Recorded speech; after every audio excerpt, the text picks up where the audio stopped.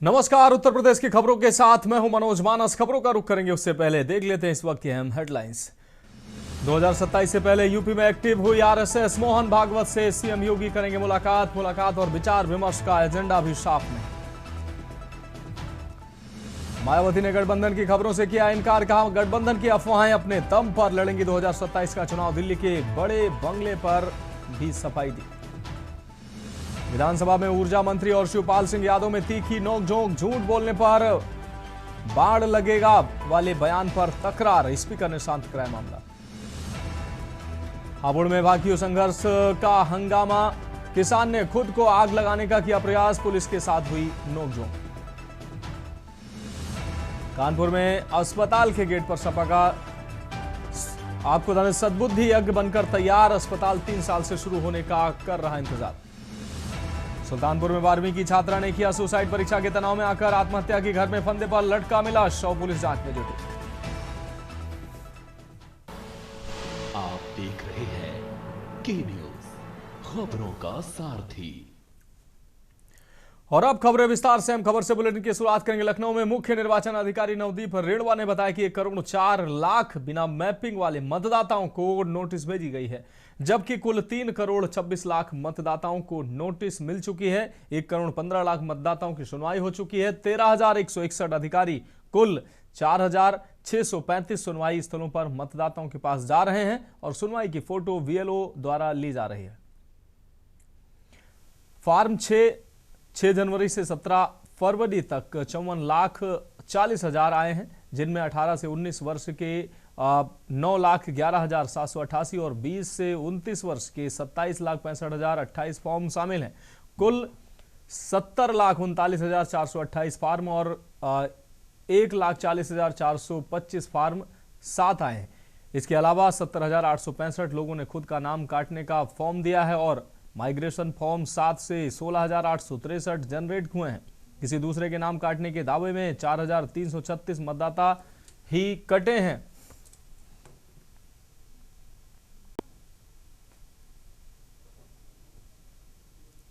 जो notice no mapping वाले मतदाताओं को गए हैं और मैपिंग में जो लॉजिकल डिस्क्रिपेंसी वाले मतदाताओं को गए हैं, और उसके बाद जो फॉर्म 6 और 7 आए हैं, और फिर फॉर्म 7 के बारे में जो पिछले दिनों में कुछ ऐसे सवाल खड़े हुए उसके संबंध में थोड़ी स्पष्टता देने के लिए ये आज की प्रेस कॉन्फ्रेंस हम कर रहे हैं।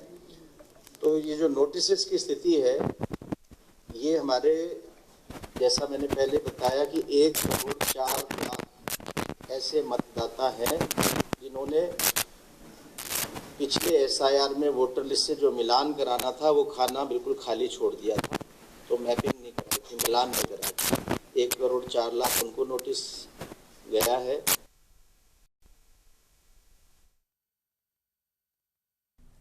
अगली खबर राजधानी लखनऊ से, जहां राष्ट्रीय स्वयंसेवक संघ के प्रमुख मोहन भागवत ने नागरिकता और समान अवसर के मुद्दे पर बयान दिया। उन्होंने कहा कि जिस तरह पाकिस्तान में रहने वाले नागरिकों को भारत में आने का विकल्प है, उसी तरह भारत में रहने वाले हिंदुस्तानी को भी समान अवसर मिलना चाहिए। उन्होंने जोर देकर कहा कि शिक्षा के क्षेत्र में यूजीसी कानून और संविधान के तहत सभी बच्चों को समान अधिकार मिलना चाहिए ताकि किसी भी तरह का दुरुपयोग ना हो। के न्यूज के साथ बातचीत में संजय निषाद ने क्या कुछ कहा, आपको दिखाते हैं। इस समय हमारे साथ मौजूद है संजय निषाद जी, जो मत्स्य मंत्री, इनसे बात करते हैं। सर, जिस तरीके से उत्तर प्रदेश के अंदर 2 दिवसीय दौरे पर जो है मोहन भागवत जी लखनऊ के अंदर है, इससे पहले गोरखपुर थे, और उन्होंने एक बयान दिया है कि 3 बच्चे और घर वापसी, क्या है? अब तो उनसे पूछना चाहिए कि किन परिप्रेक्ष्य में दिया, क्योंकि वो तो एक अभिभावक हैं लोग। लेकिन घर वापसी के मामले में मैं ज़रूर समर्थन करूँगा उनका कि ये हमारे लोग, ये नेपाल में रहने वाले नेपाली, पाकिस्तान, ईरान में रहने वाले ईरानी, पाकिस्तान वाले पाकिस्तानी, तो हिंदुस्तान में रहने वाले हिंदुस्तानी, ये तो सबका। बाहर जाते हैं तो किसी भी धर्म का हो, कहें हिंदुस्तानी है। तो हम कह रहे हैं धर्म तो बदल दिया, तलवार रख दिया गर्दन पर, सलवार पहना दिया, लेकिन धर्म बदल गया, लेकिन जाति नहीं बदली, पीछे पीछे घूम रही है। तो इसके मतलब दुनिया में किसी धर्म में जाति नहीं है, हमारे भारत में हिंदू में जाति। तो इसके मतलब वो पहले हिंदू थे, तभी तो जाति उसके पीछे घूम रही है। हमको लगता है धर्म हटा दें तो जाति है वही से वापस आ जाए। वहीं अगर बात की जाए यूजीसी को लेकर, जो है जो विवाद चल रहा था यूजीसी को लेकर, उस पर जो है उन्होंने भी साफ कहा कि जातीय जो है वो नहीं है, पहले हम किसी और ट्रैक पे चले गए, हिंदू होना जो है वो हमारा मुख्य। देखिए यूजीसी में वो कानून से देश चलता, पहले विधान से शरीयत से चलता था, अब संविधान से चलता। संविधान के मुताबिक एक कानून बनाकर लोगों को सम्मान, सुरक्षा, समृद्धि दी जाती है। तो ऐसी जातियां जो अपमानित रही हैं, किसी वर्चस्व के कारण वो दुखी, अपमानित रही, पीड़ित रही हैं, उन्हें संविधान ने अवसर दिया, कानून से उन्हें रिलीफ देने की व्यवस्था की गई, उसका हम लोग समर्थन, उसी की लड़ाई लड़ते हैं। लेकिन कभी कभी देखा गया कि एक्ट का दुरुपयोग भी होता है। तो मैं चाहता हूँ कि यूजीसी एक्ट में वो जो प्रोटेक्शन एक्ट है वो रहना चाहिए, लेकिन दूसरे भी वर्गों के भी बच्चों का प्रोटेक्शन होना चाहिए कि बिना मतलब का कोई उसको अपमानित न कर, गलत उसका दुरुपयोग न हो, उसमें वो क्लाज होना चाहिए। हमको लगता है कि सुप्रीम कोर्ट को सुझाव तो नहीं दे सकते हैं, लेकिन इसका एक निर्देश जारी होना चाहिए कि ये क्लाज करके उसको स्टार्ट करें। वही अगर बात की जाए कि जिस तरीके से जो अपमान हुआ था पूजनीय जो है उनको लेकर जो है खुद ब्रिजेश पाठक जी ने कहा कि शिखा जो है वो नहीं खींचनी चाहिए थी। उसके डिप्टी सीएम अलग बयान दे रहे हैं केशव प्रसाद मौर्य कि जो है वो अपमान हुआ है। कैसे देखते हैं आखिर? देखिए आज के दिन में धर्माचार्य हैं, धर्मगुरु हैं, उसका सम्मान सभी लोग करते हैं और धार्मिक विषयों में, लेकिन उन्हें किसी प्रकार का अपमानित करने को किसी को छूट भी नहीं होना चाहिए और कानून का भी सबको पालन करना चाहिए। तो वो तो जांच का विषय कि क्या कैसा है, उसको हमको लगता है जो भी उसमें अपमानित किया उसे दंड मिलना चाहिए जांच करके। क्या लगता है कि इस डैमेज कंट्रोल के लिए ही मोहन भागवत जी जो है एक तरफ जो है यूजीसी, उसके बाद फिर इस तरीके की जो है घटना और कुछ क्या लगता है कि डैमेज कंट्रोल के लिए जो देखिए भाई आरएसएस का काम ही समरसता कायम करना और समरसता कायम करने के लिए आए हैं, तो जो भी छोटी मोटी टूट फूट घटनाएं होंगी वो सब मैनेज हो जाएंगे, सही हो जाएंगे। हमको लगता है कि कोई ऐसा विवाद है ही नहीं। भाई उन्होंने धार्मिक व्यवस्था क्या है वो माननीय मुख्यमंत्री जी ने सदन में बताया था। हमको लगता है कि सदन में जितने नेता होंगे धर्म के बारे में माननीय मुख्यमंत्री से ज़्यादा कुछ नहीं, कोई नहीं जानता होगा। तो ये तो हम लोग सम्मान करते हैं अभिभावक हैं, सबको जानना चाहिए। लेकिन कानून के बारे में उन्होंने बताया कि हर आदमी को कानून के पालन भी करना चाहिए, क्योंकि लॉ एंड ऑर्डर बड़ा मुश्किल, बहुत महत्वपूर्ण विषय होता है। धन्यवाद। तो ये थे संजय निषाद जी ने साफ तौर पर बोला कि लॉ एंड ऑर्डर जो है एक महत्वपूर्ण विषय है जिसको लेकर जो है मुख्यमंत्री ने सदन में कहा, लेकिन जिस तरीके से भाजपा के या यूँ कहीं मंत्रियों के जो बयान आ रहे हैं वो कहीं ना कहीं आपसी जो है मनमुटाव सामने दिखा रहे हैं। कैमरामैन आदित्य तिवारी के साथ रामनाथ भट्ट, के न्यूज़, लखनऊ। अब बढ़ेंगे अगली खबर की ओर। खबर लखनऊ से, जहां अनिल राजभर मंत्री ने सपा पर आरोप लगाया है कि बार बार आरोप लगाने की बजाय चुनाव आयोग का दरवाजा पहले ही खटखटाया जाना चाहिए था। उन्होंने कहा कि मोहन भागवत जी द्वारा 3 बच्चों के लिए किए गए बयान में कोई गलती नहीं और देश में कुछ लोग इसे समय आने पर लागू करने की बात कह रहे हैं। राजभर ने स्पष्ट किया कि ये डैमेज कंट्रोल के लिए नहीं बल्कि संघ की प्रक्रिया का हिस्सा है। के न्यूज के साथ बातचीत में क्या कुछ कहा सुनाते आपको। हमारे साथ मौजूद अनिल राजभर जी। अनिल जी, लगातार जिस तरीके से जो है एसआईआर को लेकर जो है समाजवादी पार्टी अब जो है चुनाव आयोग पहुंच रही है, ये काम समाजवादी पार्टी को बहुत पहले करना चाहिए था। इसलिए ये करना चाहिए था कि शुरू से सरकार पर हमलावर, सरकार से और भाजपा से क्या लेना देना एसआईआर के कार्यक्रम से। एसआईआर का कार्यक्रम शुद्ध रूप से चुनाव आयोग का कार्यक्रम है। आपको कोई शिकायत है चुनाव आयोग के पास जाते आप, या उससे भी बड़ा दरवाजा है आप माननीय न्यायालय के पास जाते, कोई रोक टोक तो ठीक नहीं। लेकिन सिर्फ जनता को गुमराह करना, एक सेंटिमेंट गेन करना, ये ऐसी मानसिकता के साथ बार बार सरकार को आरोपित करना, ये कहीं से जायज नहीं था। आपको कोई शिकायत थी, आप भाई गए चुनाव आयोग, अच्छा कि आप जाके अपनी बात चुनाव आयोग से कहिए। वहीं अगर बात कीजिए, मोहन भागवत जी जो है कह रहे हैं कि 3 बच्चे पैदा होने चाहिए और एक तरफ सरकार जो है जनसंख्या कंट्रोल की बात करती है, तो क्या लगता है? नहीं, लेकिन ऐसी मानसिकता का कैसे जवाब दिया जाए जो किसी देश को अपना देश नहीं समझते। इस मानसिकता के साथ वो काम कर रहे हैं, बच्चों तक को ये ज्ञान देते हैं कि हमें जो है कि पूरी दुनिया पे कब्जा करना है और ये कब्जा तब कर सकते हैं हमारी जनसंख्या बढ़ सकती है। तो आखिर ऐसी मानसिकता का जवाब कैसे दिया जाए। 4 दिवसीय दौरे पर हैं, लगातार जो है गोरखपुर भी गए, 2 दिन से लखनऊ में हैं।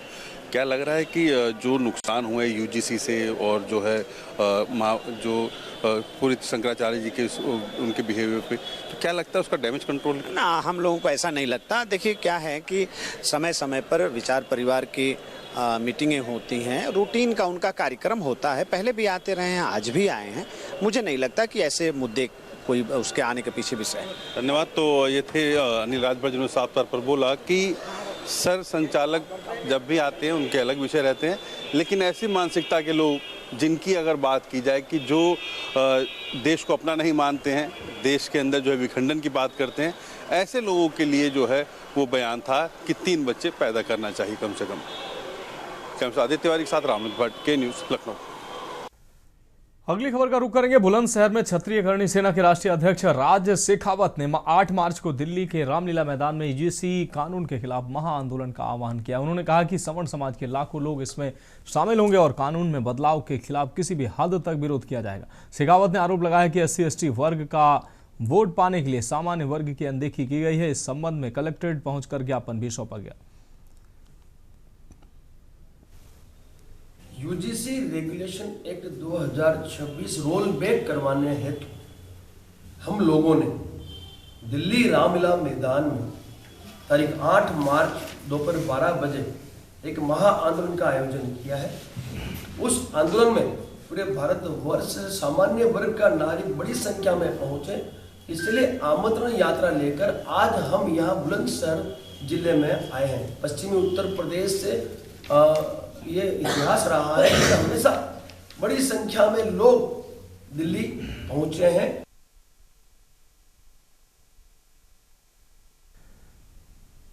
रुक करेंगे अगली खबर का। लखीमपुर में कॉमर्शियल वाहन संचालकों को राहत देने के लिए उत्तर प्रदेश परिवहन विभाग ने एक मुश्त समाधान योजना शुरू की। इस योजना के तहत 7.5 टन तक के वजन वाले वाहनों के मालिक अपने बकाया टैक्स को एक साथ जमा कर सकते हैं। आपको बता दें, जिससे विभाग में लंबित कर राशि में कमी आएगी और वाहन चालकों, वाहन मालिकों को भी राहत मिलेगी। इस संबंध में सहायक संभागीय परिवहन अधिकारी शांति भूषण पांडे ने जानकारी देते हुए बताया कि लखीमपुर खीरी स्थित परिवहन विभाग कार्यालय में 20 और 21 फरवरी को विशेष मेले का आयोजन किया जाएगा। इस मेले में वाहन स्वामी पहुंचकर अपना बकाया टैक्स एक मुश्त जमा कर सकते हैं और योजना का लाभ उठा सकते हैं।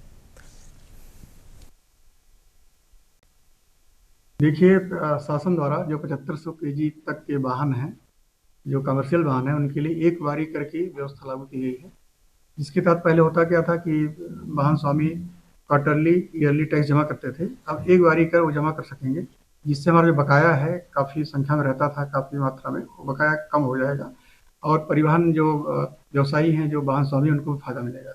इसके लिए हम लोग 20 और 21 फरवरी को एक कार्यालय में परिवहन मेले का आयोजन कर रहे हैं, जिसमें वाहन स्वामी जो हैं उनको पूरा जानकारी दी जाएगी कैसे टैक्स जमा कर सकते हैं।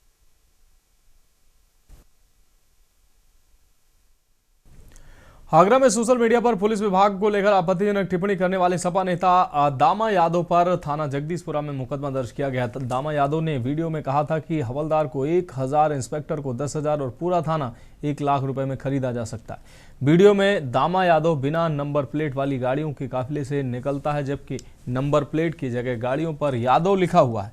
वीडियो वायरल होते ही पुलिस में नाराजगी फैल गई। सीपी लोहा मंडी गौरव सिंह ने बताया कि आरोपी की गिरफ्तारी के लिए टीम लगाई गई है और जल्द ही उसे हिरासत में लिया जाएगा।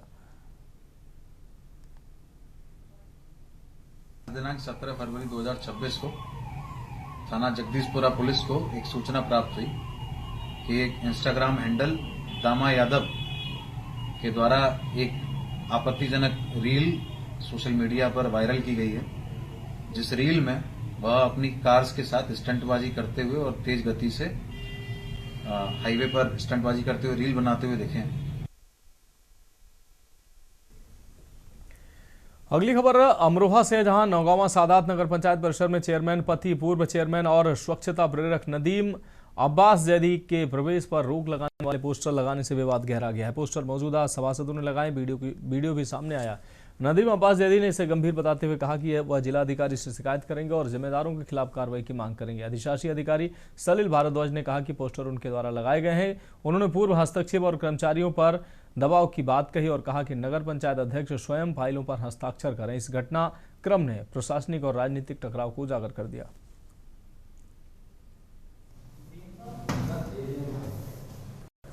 जी, उसका मामला ये है कि चूँकि मार्च 2024 में मेरी यहाँ नियुक्ति हुई थी नगर पंचायत नौगांवा सादात में एज ए अधिशासी अधिकारी, तो तभी से मतलब शुरू में ही कर्मचारियों ने मुझे बताया था कि साहब पहले इनका एक भतीजा था हसन आगा, उसका बहुत हस्तक्षेप रहता था। तो जब से मैं आया उसके बाद मैंने वो कम किया, ताकि वो मतलब अलग तरह की बातें करता था कर्मचारियों से और धमकाता भी था। उसके बाद फिर धीरे धीरे चीज़ें आई, तो फिर मैंने जो अध्यक्ष महोदया हैं श्रीमती सुवीना सेठी जी, उनसे भी मैंने कहा कि एक प्रतिनिधि हस्तक्षेप पर रोक 2012 का एक जीओ है शासन का, जिसके द्वारा स्पष्ट है कि शासन की ये मंशा भी है कि किसी भी प्रतिनिधि का हस्तक्षेप नहीं रहना चाहिए। खबरों में वक्त एक ब्रेक का है, जल्द हाजिर होंगे। ब्रेक के बाद उत्तर प्रदेश की खबरों में एक बार फिर से आपका स्वागत है। बढ़ेंगे अगली खबर की ओर। मथुरा के वृंदावन स्थित विश्व प्रसिद्ध ठाकुर बांके बिहारी मंदिर में हाई पावर्ड कमेटी और सेवायतों के बीच विवाद गहरा गया है। जब कमेटी ने गर्भगृह पर ताला लगा दिया उस समय विवाद बढ़ गया। विवाद तब शुरू हुआ जब कमेटी ने ठाकुर जी को परंपराओं के विपरीत रोजाना जगमोहन में विराजमान करने का निर्णय लिया है। शयन भोग सेवायत वेणु गोस्वामी ने कहा कि ये केवल प्रमुख तीज त्योहारों पर ही होता है और कमेटी ने परंपराओं का उल्लंघन किया है। गर्भगृह पर ताला देखकर भक्त आक्रोशित हो गए और प्रशासन की तुलना कंस के शासन से की है। भक्तों और सेवायतों के सामूहिक विरोध के कारण अंततः कमेटी को झुकना पड़ा और ताला खोलकर दर्शन सुचारू किए गए। सेवा अधिकारी हिमांशु गोस्वामी ने कहा कि ठाकुर जी की मर्यादाओं और परंपराओं की रक्षा के लिए भक्तों का समर्थन रहा। फिलहाल मंदिर में स्थिति सामान्य है, लेकिन प्रशासन और पुरानी व्यवस्थाओं के बीच बहस जारी है।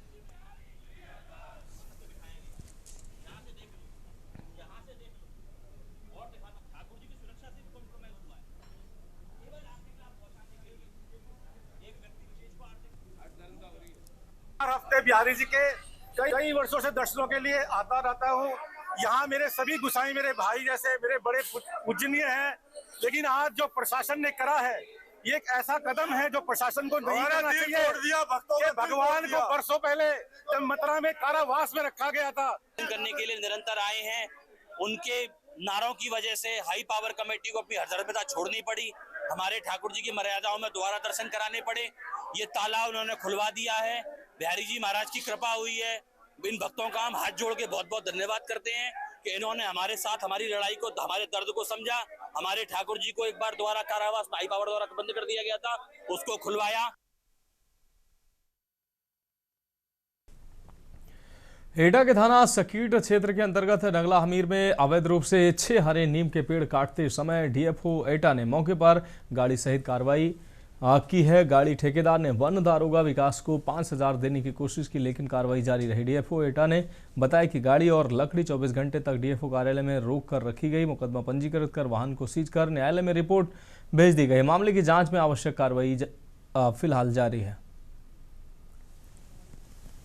मुझे एक सूचना प्राप्त हुई थी ग्राम नगला हमीर के पास में कि वहाँ पे अवैध कटान हो रहा है। एक कोई ग्रामीण अपने यहाँ पे करवा रहा था, तो उसमें हम लोग तुरंत जाके मौके पे लगे विद उसकी गाड़ी उसको हमने पकड़ा था लकड़ी को। तो उस केस में अभी जांच होते हुए इसमें कार्रवाई की जा रही है। विभागीय के जो केस दर्ज होता है केस दर्ज हो चुका है। जांच की आख्या आने के बाद नियमानुसार कार्रवाई उसमें की जाएगी।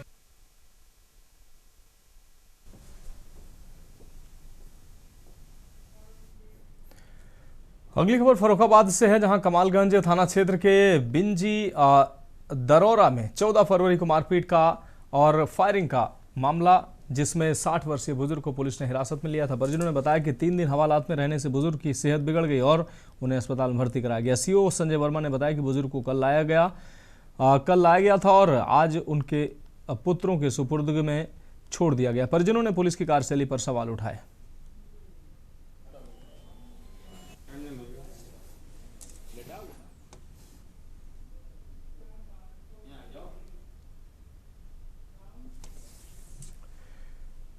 बढ़ेंगे अगली खबर की ओर। गाजीपुर के मरदाहा थाना क्षेत्र में सरस्वती पैरामेडिकल कॉलेज में बीफार्मा छात्र विपुल यादव संदिग्ध परिस्थितियों में कॉलेज की 4 मंजिला इमारत की छत से गिर गया। बताया जा रहा है कि वह रोज की तरह कॉलेज गया था और अचानक नीचे गिर गया। गंभीर हालत में छात्र को इलाज के लिए मऊ ले जाया गया, जहां डॉक्टरों ने उसे मृत घोषित कर दिया। मृतक का शेखपुर गाँव का मृतक रहने वाला था। पुलिस ने 100 को पोस्टमार्टम के लिए भेज दिया और मामले की गहन छानबीन में जुट गई।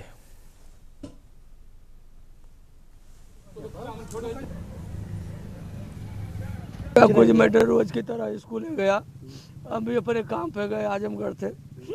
बाद में मालूम चला कि सीरियस है, आई है मैं भाग के सादात में होते हुए पंसरवा चट्टी पर गए, तब तक मालूम चला कि भैया नहीं है।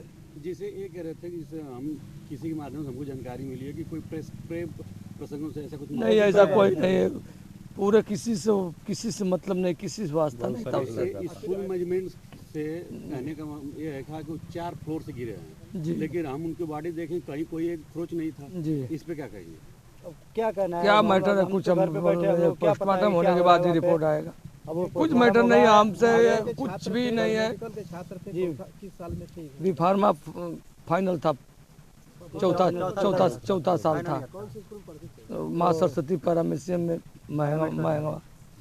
सूचना कैसे मिली आपको? हम तो सादात में थे भैया, आजमगढ़ से आ रहे थे तो मालूम चला कि हॉस्पिटल से कुछ सीरियस है, तो उसका 1 महीना 2 महीना पहले टीचर लोग फोन किए थे। शेखपुर के रहने वाले जी, शेखपुर के रहने एक लड़का जो कि बर्दा में जी हॉस्पिटल के ऊपर से गिरने से बताया जा रहा है कि मौत हो गई है। क्या है पूरा मामला? पूरा मामला सर देखिए, उसमें तो बता नहीं सकते हम, जो कि मतलब उसको विपुल यादव उनका नाम है, और उनकी मतलब जैसे कई चोट का निशान भी नहीं है उनके शरीर पे। जैसे स्कूल मैनेजमेंट वो पढ़ाई कर रहे थे। हाँ, पढ़ाई कर जी वही तो स्कूल मैनेजमेंट कह रहा है कि वो छत से 4 महले से गिर गए हैं। अच्छा सर, बताइए आप चौथे महले पर से अगर गिरेंगे तो आपके पैर, हाथ, गोड़, मतलब शरीर पे तो निशान भी तो होना चाहिए। कहीं चोट का भी निशान नहीं है उसके शरीर में, मतलब कहीं उसके शरीर पे चोट का निशान नहीं है। कैसे पता चला कि शरीर पे निशान नहीं है? भैया जब लाश आई है तो हम लोग खुद उतार के वहाँ पे देखे गए हैं। जौनपुर के बदलापुर थाना क्षेत्र के भटेहरा गांव में हिस्ट्री सीटर ओम प्रकाश पांडे का वीडियो वायरल हुआ है। वीडियो में वह राजस्व कर्मियों को धमकी देते हुए भद्दी गालियां देते दिखाई दे रहा है। काश्तकार के प्रार्थना पत्र के अनुसार तहसीलदार के आदेश पर राजस्व टीम मौके पर गई थी। ओम प्रकाश पांडे जो जिले का टॉप 10 अपराधी है और जिसका पूर्व में हाफ एनकाउंटर भी हो चुका है, टीम को धमकाता नजर आया। वीडियो सोशल मीडिया पर तेजी से वायरल हो रहा है।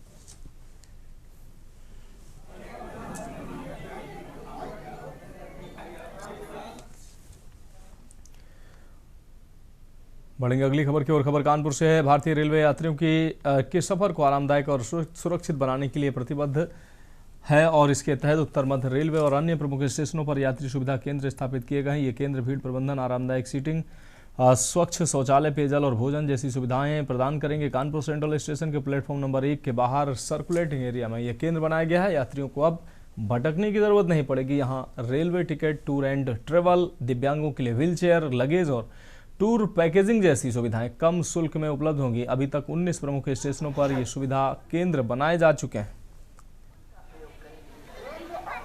ये पैसेंजर फैसिलिटी सेंटर हमारा है, जो कि इलाहाबाद चौकी में चालू है। कानपुर में ये आया भी 11 तारीख को ओपनिंग हुई है। इसके आगे जैसा काम बढ़ेगा आगे वो सेंटर खोले जाएंगे। सुविधाएं ये है कि अपनी संस्था के द्वारा जो है पैसेंजर को फैसिलिटी देगी। जो कोई पैसेंजर विकलांग है या बीमार है उसको 1 नंबर से 9 नंबर तक पहुंचाएंगे, स्टेशन की व्यवस्था कराएंगे और उसके साथ ट्रॉली भी व्यवस्था हमारे पास है।